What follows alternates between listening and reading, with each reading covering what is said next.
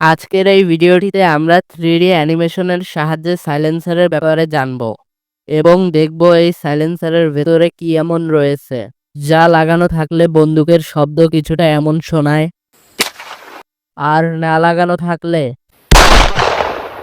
Silencer কিভাবে কাজ করে এটা জানার আগে আমাদেরকে জানতে হবে বন্দুক থেকে শব্দটা কিভাবে তৈরি হয়।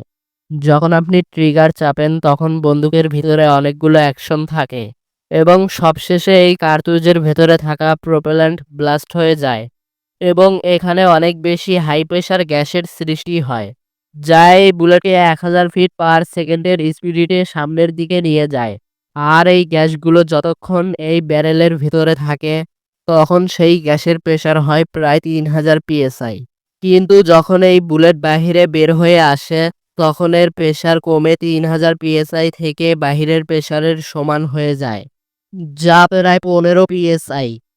আর ফিজিক্সের একটি নিয়ম হলো বেশি প্রেশার থেকে কোনো গ্যাস বা বাতাসের হঠাৎ করে প্রেশার কমে গেলে একটি পপ সাউন্ড তৈরি হবে। যেমন ধরুন, একটি ফুলানো বেলুনের ভেতরের প্রেশার বাহিরের প্রেশারের থেকে অনেকটাই বেশি, কিন্তু এটা হঠাৎ করে ফাটানো হলে এর ভেতরের প্রেশার হঠাৎ করেই কমে যাবে এবং একটি শব্দ তৈরি হবে। বন্দুকের ক্ষেত্রে এই শব্দটাও অনেকটাই বেশি।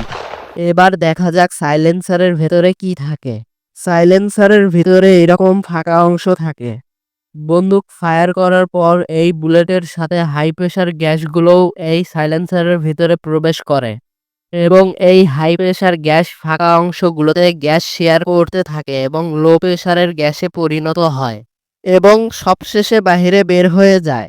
এভাবেই একটি সাইলেন্সার কাজ করে থাকে।